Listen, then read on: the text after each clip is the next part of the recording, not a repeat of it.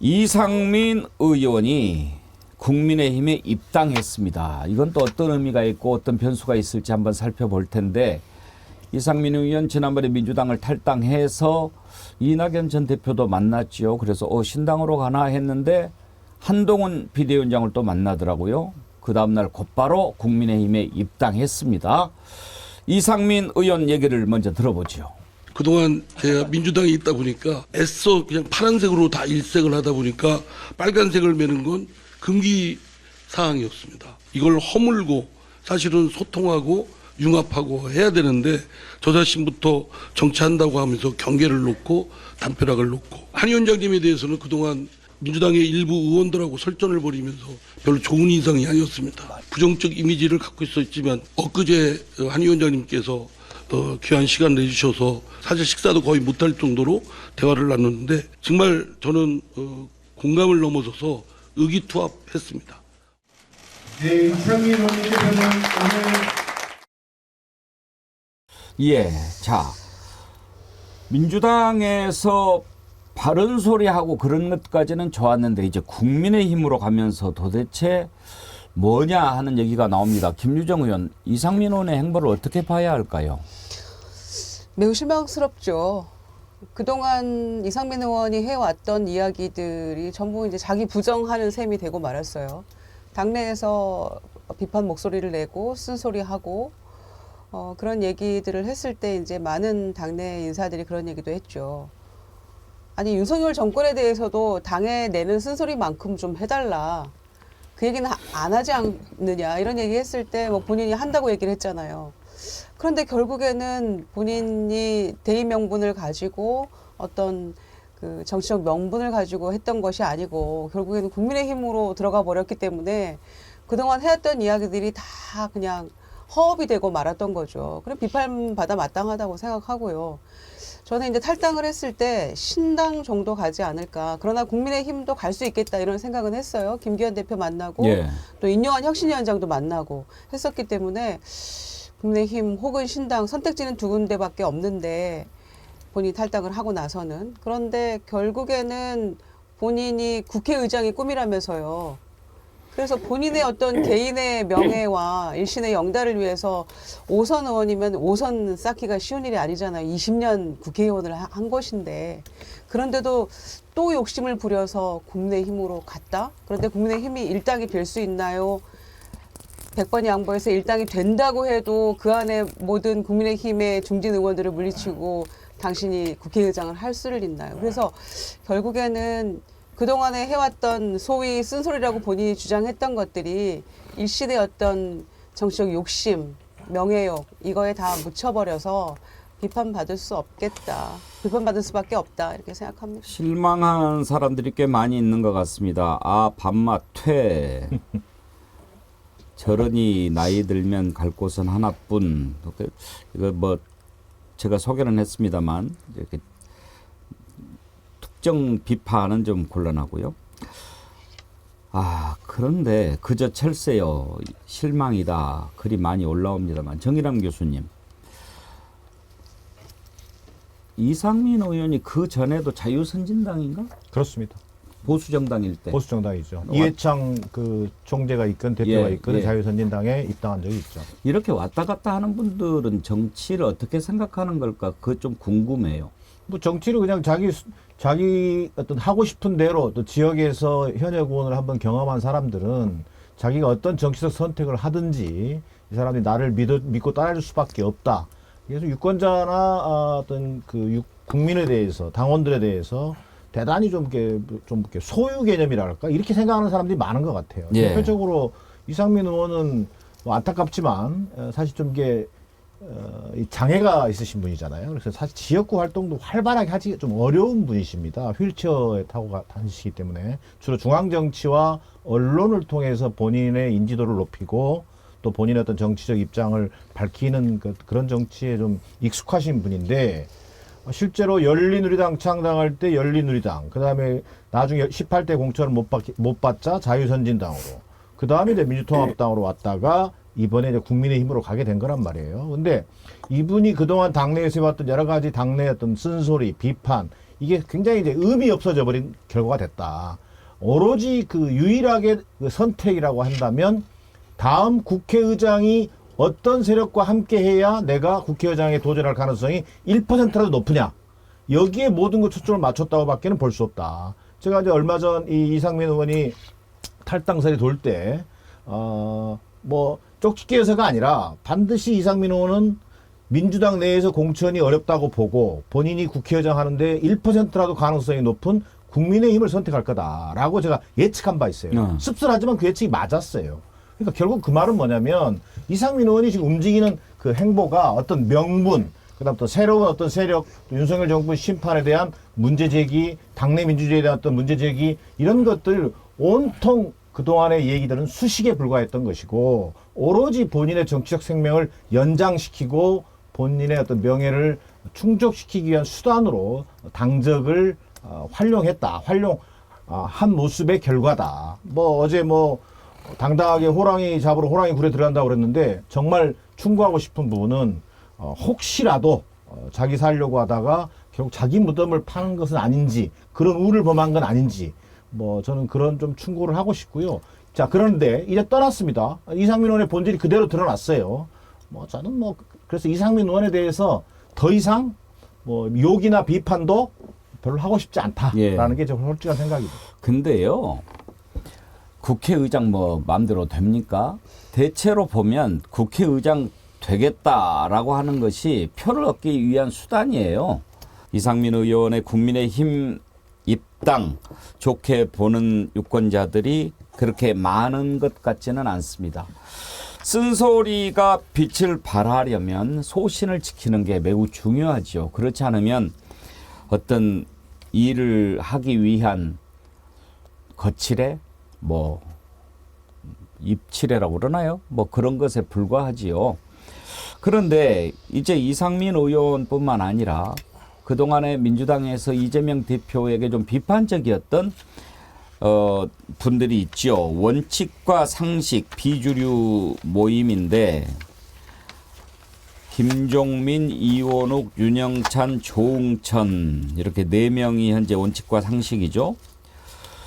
여기도 지금 탈당할 것 같습니다. 어제 그동안 간절하게 요구한 것에 대해서 제대로 된 답변을 들은 적이 없다. 소위 말하면 묵살 정치다. 이재명 대표에게 하루의 시간이 남았다. 하루의 시간 동안 저희 요구에 대해서 좀 답변을 해 주시라. 그렇지 않으면 저희는 내일 소통관에 설 수밖에 없지 않나. 이런 얘기를 했네요. 오늘 아침에 얘기한 거군요. 근데 지금 뭐 이재명 대표 입원 중이라서 하루의 시간 동안 답변할 그런 상황도 안 되는 것 같은데 이은영 소장님. 네. 탈당하겠다는 얘기로 봐야 되겠죠? 예, 이미 지금 이낙연 전 대표가 탈당 스케줄 밝혀놨기 때문에 같이 탈당하는 걸로 볼 수 있는데 지금 이 앞에 이제 계속 많이 이상민 의원에 대해서 얘기를 하셨잖아요. 탈당을 했는데 지금 이준석 신당과 합쳐질 거다 이런 이야기는 정치권 주변에 도는데 실제 이제 이상민 의원의 그 경로를 보면은 저분과 또 같은 경로를 갈 수도 있다 이렇게도 지금 예측을 좀 해볼 수가 있거든요. 그래서 조금 어떤 경로를 갈지 왜냐하면 이준석 신당과 이거 합쳤을 때는 지금 함께하는 그 원칙과 상식의 의원들이 경쟁력이 이준석 신당에서 같이 함께하는 사람들과 또 경쟁을 또 해야 되기 때문에 저는 이준석 신당과 합쳐지지 않고 이상민 의원과 같은 경로 설정으로 가지 않을까 그런 생각이 좀 들어요. 예. 김종욱 교수님 보시기에 이분들은 떠나려고 마음을 원래 먹었던 것 같습니까? 아니면 어쩔 수 없이 나오는 것 같습니까? 제가 볼 때는 어쩔 수 없이 나오는 거겠죠. 왜냐하면 정권 심판론이 상당히 높습니다. 실제로 이 당에, 그러니까 민주당에서 공천을 받을 수만 있다면 굳이 나와야 될 하등의 이유가 없는 분들인 거죠. 근데 두려움이 있는 거겠죠. 이 당에 있어서 본인이 지금까지 해온 발언이나 행동을 보면 당원들에게, 그 지역에 있는 당원들이겠죠. 당원들에게 선택받을 수 있을 것인가의 두려움. 또 하나는 중앙당에서, 그러니까 제가 볼 때 공포스러워하는 것 같은데요. 한 번도 그런 일들이 벌어지지 않았는데, 야, 중앙당에서 나를 날리는 거 아니야? 이런 생각들을 좀 하고 있다는 느낌을 지울 수가 없어요. 좀 그런 느낌들을 가지고 끊임없이 나만큼은 적어도 비주류 일부만큼은 어떤 공천의 생존권을 보장해달라는 싸움들 계속 지금까지 해왔다는 생각이 들고요. 이제 그 싸움과 관련해서 저는 아직까지 내락을 받지 못하니까 저런 일을 벌인 것 같기도 합니다만 또 하나의 생각은 아까 그 이은영 소장님 말씀하셨던 것처럼 바로 직행하는 거 아닌가. 일부는요. 예. 저는 4명이 다 결행할 거라 생각은 좀 안 드는 측면이 분명히 있는데요. 만약 일부라도 한다면 저는 굳이 이준석 제3지대에 가야 될 이유가 있을까라는 생각이 들어요. 왜냐하면 이분들이 대체적으로 수도권의 어떤 지역구를 두고 있기 때문에 제3지대를 가지고 경쟁력을 갖기는 쉽지 않을 거다. 그렇다면 제일 좋은 방법은 국민의힘으로 바로 들어갈 수 있는 방법이겠죠. 전 그래서 그런 방식을 선택한다면 지금까지 해왔던 모든 일들은 쓴소리가 아니다. 자, 그야말로 배지를 위한 생존투쟁이었다고 볼 수밖에 없는 측면들이 분명히 있기 때문이고요. 제가 볼 때는 그럼 나올 때 좀 무슨 얘기를 할지가 궁금한 거예요. 그러니까 지금 병상에 있는 당대표가 오늘 얘기해서 오늘까지 답이 없으면 내일 탈당할 거라고 얘기하는 게 이게 상식적인 사람의 얘기인가? 적어도 시간을 가지고 쾌유를 빈 다음에 쾌유가 되면 좀 충분히 단판이라도 하자 우리가. 적어도 민주당이 새로운 비전을 갖기 위해서 나는 이런 생각들이 있는데 이런 생각이 안 먹히니까 저랑 토론 좀 합시다라고 해서 토론을 하고 난 다음에 안 됐으면 좀 이해를 하겠는데 어떻게 병상에 있는데 하루 만에 답을 안 주면 나간다는 얘기를 합니까? 그게 사람이 할 말입니까? 지금 두 분이 얘기 중에 이제 저는 좀 생각을 달리 하는데 이제 자칫 국민의힘으로 직행할 수도 있다. 뭐 예. 이런 얘기로 들릴 수도 있고 또 이준석 신당으로 바로 가지 않겠냐 가는 것 자체가 무슨 의미가 있겠냐 뭐 이런 얘기도 있습니다만 제가 파악하거나 또 알고 있는 범위 내에서 보면은요 우선은 이분들이 그동안 쭉 그 당내에서 뭔가 다른 목소리를 내고 당내 민주주의에 대한 얘기를 해왔지요. 근데 이분들은 아마 네 사람이 기본적으로 행동은 통일할 것 같아요. 그리고 아마 내일 탈당하는 것으로 거의 사실상 기정사실화되고 있고요. 예. 그리고 제가 아는 범주 내에서는 이낙연 신당으로도 가지 않습니다. 독자 신당을 표방할 걸로 보여집니다. 독자 신당이라고 하는 게 결국 지금 금태섭 전 의원이 중심이 된 새로운 선택. 예. 그 다음에 또 한국의 희망인가요? 뭐 양양자 의원. 예. 그 다음에 이준석 개혁신당. 그 다음에 이낙연 그 전 대표가 지금 신당을 할지 안 할지가 좀 불투명한 상황인 것 같습니다. 자, 그러면 이 네 명이 먼저 우선이 돼서 제가 볼 그러면 때는 이낙연 대표는 신당을 안 하고 탈당만 한다는 겁니까? 탈당은 하는데 신당을 하지 않고 이 신당에 합류할 가능성도 있어 보여요. 이게 약간 순서가 달라지죠. 그러니까 본인이 깃발을 들지 않고 들어간다. 그렇습니다. 근데 이거 이제 제가 알고 있는 범위 내에서는 오늘 이석현 부의장이 그런 얘기를 했어요. 지금 신당 창당 준비위원장을 맡고 있는데 그 사람들이 이 신당에 들어오지 않는다. 신당이 필요한지에 대해서도 약간 애매모호하게 얘기를 했어요. 근데 좀 지켜볼 일입니다만 제가 뭐 거기까지 예측을 할 수는 없는 노릇이고 이 네 사람은 분명히 어쨌든 하나의 단일체로 움직일 가능성이 높아 보이고 바로 이어서 다음 주부터 이분들이 아마 그 지금 신당을 추진하고 해왔던 우리 잘 알고 있지만 그 정태근 전 의원이라든지 박원석 전 의원 예. 이런 사람들과 플랫폼을 만들어서 독자적인 신당 운동을 할 가능성이 높아 보입니다. 자, 그러면 그렇다고 해서 이 사람들이 정당하냐 또 명분이 있냐 이건 또 다른 문제고요. 결국은 이런 과정을 통해서 각각의 지금 신당 추진 세력들이 하나의 소위 제3정당이라고 하는 빅텐트로 모이는 데 있어서 이 사람들이 좀 역할하겠다. 그런 방향으로 잡을 가능성도 있다. 그러니까 저는 그렇게 보고 있습니다. 예, 김주정 의원님 이런 것 같아요. 그 전에 제 3세력의 그 움직임을 보면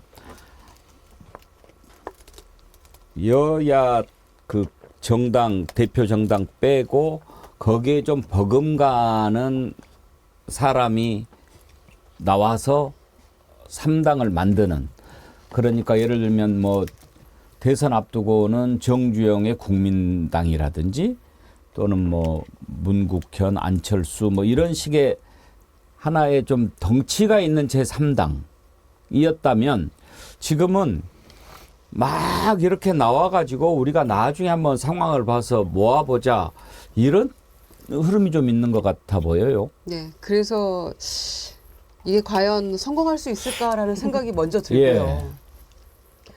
그리고 각각 지금 이렇게 신당을 다 만들어서 한 4-5개 되잖아요. 각 당에서 이렇게 후보를 낸다고 하면은 다 소위 이제 폭망하는 거라고 저는 생각합니다. 한 석도 건질 수 없을 거라고 생각해요. 그래서 결론은 다 지금 다른 얘기를 하고 있고 뭐 교집합을 만들려고 노력하고 있습니다만은 어찌됐거나 이 신당 세력들이 하나로 뭉쳐지지 않으면 저는 성공하기는 어렵다라고 생각합니다.